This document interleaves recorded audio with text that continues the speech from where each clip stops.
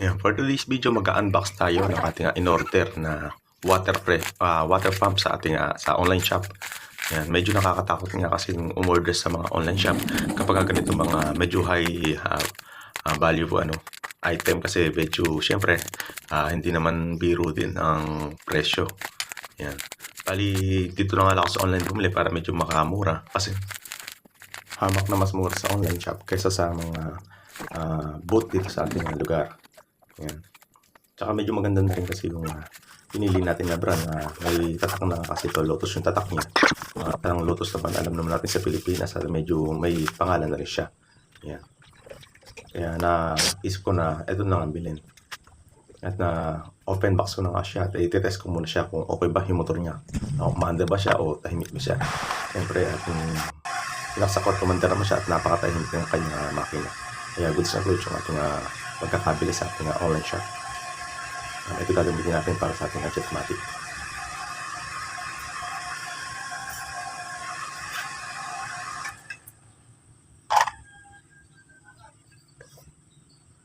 Yan, napakatahimik niyang mandar. Kaya goods na goods yung ating nabili. Yan, dito nagkabang na ako rito ng bushing bushing reducer. Ayan, 1-in-1 port. Ayan, 2-1. Ayan. Nilagyan din natin siya ng teflon para iwas yung pagkasingaw niya. Ayan, kung mapapansin niyo, meron siya nakalagay dyan na 1-in-1 port 2-1. Ayan, reducer. Ayan, gawa nga ng ating sa may motor niya isa 1 yung standard size niya. Kaya ito, meron din tayong check valve dito. Ayan. Papasin nyo dyan yung poso buhay yan. Dapat pagka ganyan palang setup nyo, yung poso ay hindi namamatay. Ibig sabihin kapag ganyan, nasa tamang kondisyon yung ating check valve o maganda yung kondisyon ng ating check valve. Kaya kailangan buhay yung poso niya kapag wala pa siyang mga piping. Ayan. Dito maglalagay din tayo dito ng bushing reducer. Ayan. Kasi 3-port yung standard ng nasa may tangke. Samantalang yung papadaan natin yung pipe is medya lang. Kaya reduce tayo ng medya. 3-port to medya.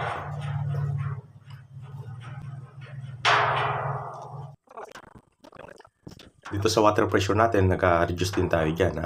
3-port to, 1/2 to 1-port naman. Kasi 1-port lang yung ating sa may pressure switch. Kaya nag-reduce naman tayo dun sa to media to 1-port. Dito rin, nag-reduce na rin ako dito sa may sa water pump natin. Gawa nga na 1 yung standard size ng ating water pump. Nag-reduce naman ako dyan ng 1 to 3-port. Yan. Bali, ang tawag nga pala sa mga reducer na is bushing reducer. Yun.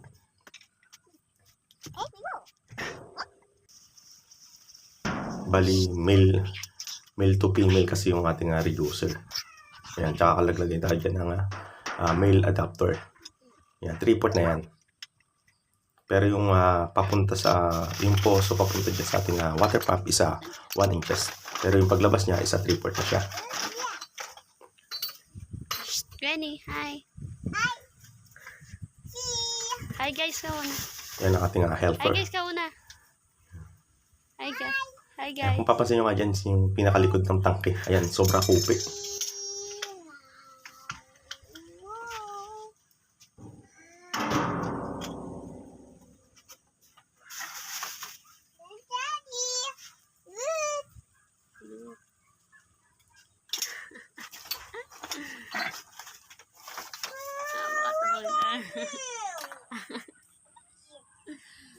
Hi guys, kauna. Hi.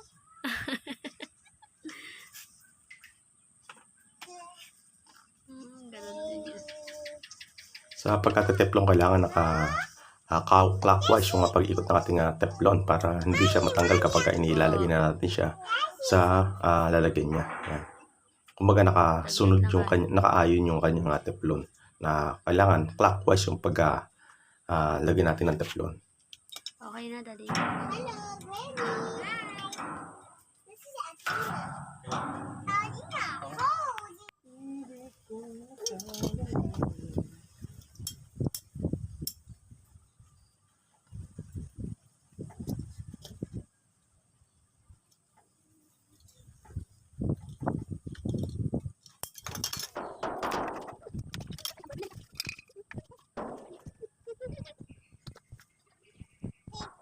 paglalagay ko ng Neltex, kailangan dalawang, pati yung lalagyan ko at saka yung ilalagay ko, meron siyang Neltex para sigurado tayo na lahat ng paikot ng ating piping, meron siyang Neltex para iwas yung pagsingaw o yung paglabas ng tubig dyan. At ito, gumamit din tayo ng check valve sa motor at sa tangke. Yan.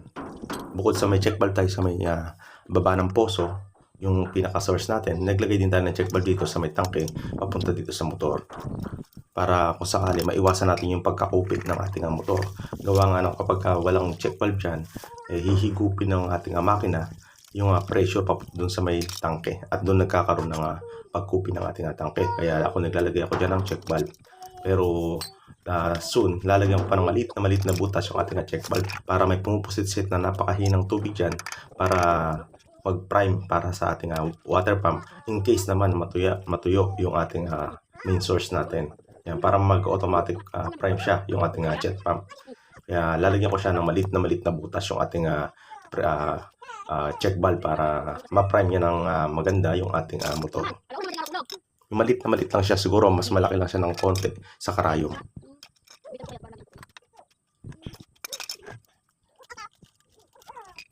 Pagka kasi hindi natin ginagamit yung ating faucet, halimbawa gabi, magdamag yun, hindi ginagamit, namamatay yung ating makina, nawawalan siya ng tubig. Kaya kailangan, kung may pumupusit na mahina dyan sa ating check valve na yan, mapaprime niya pa rin yung ating motor pump.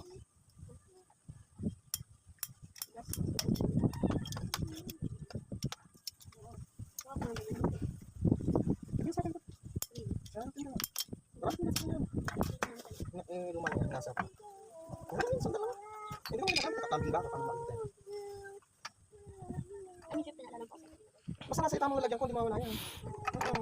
Yung na yung sa pagkakalas tamang lalagyan gas ko. Yan, siguraduhin natin lahat ng paikot ng ating pipe meron siyang Neltex. Pati yung nasa lalagyan natin. Yan, lagyan natin dyan sa pinakaloob paikot.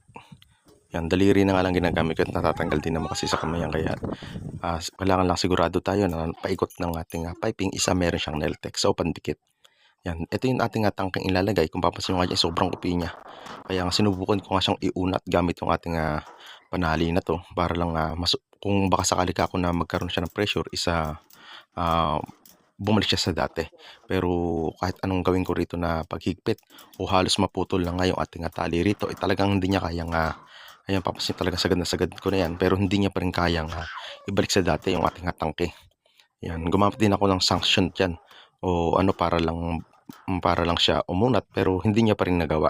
Kaya dito, after ko siyang mailagay yung pressure switch, ito lalagay na natin yung ating yung pressure switch na to. Before ko nga pala siya ilagay, lagyan ko muna siya ng temporary valve para lang sa ma-open natin itong pag-load ulit na itong ating tangke. Mapapansin nyo nga kasi dyan sobrang kupi niya dahil galing nga yan sa lupot.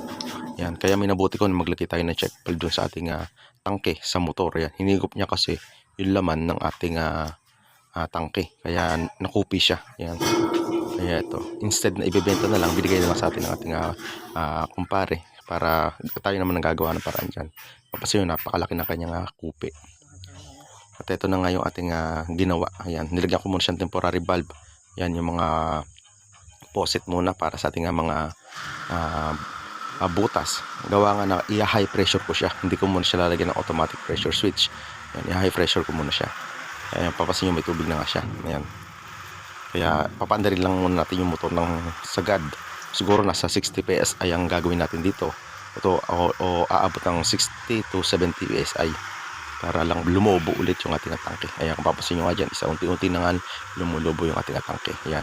Tignan lang natin kung ano mangyari niyan kapag lumubo na siya. Kung babalik na ba siya sa dati.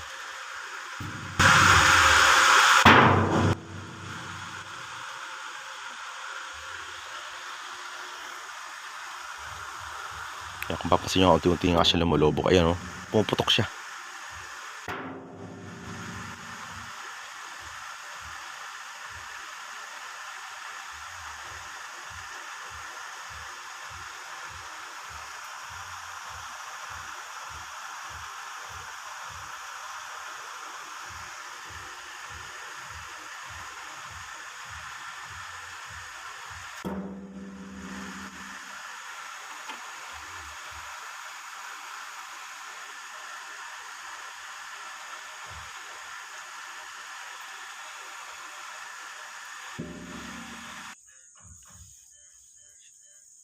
Ayan, kung papansin nyo kaya medyo bumalik na siya sa dati.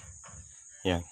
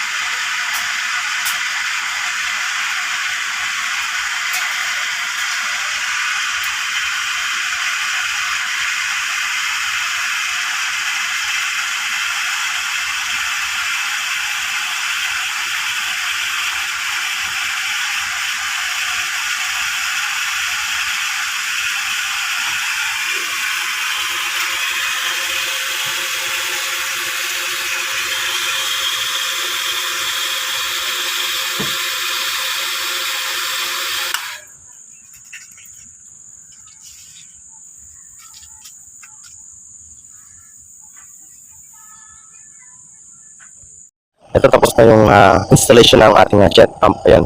Mula rito sa ating main source o sa poso. Yan. Naglagay tayo rito ng bushing. Yan. Bushing adapter. Ayan.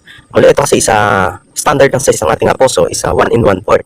1-in-1 port, nag-reduce tayo dito ng 1. Yan. Di uno kasi yung standard size ng ating motor pump. Yung pinakabutas niya, standard niya is 1 inches. Yan. Tapos syempre, meron tayo dito check valve. Importante ang check valve natin para hindi mamatay yung ating poso. Just in case na mawalan ng tubig yung ating motor pump. Kaya importante na meron tayong check valve.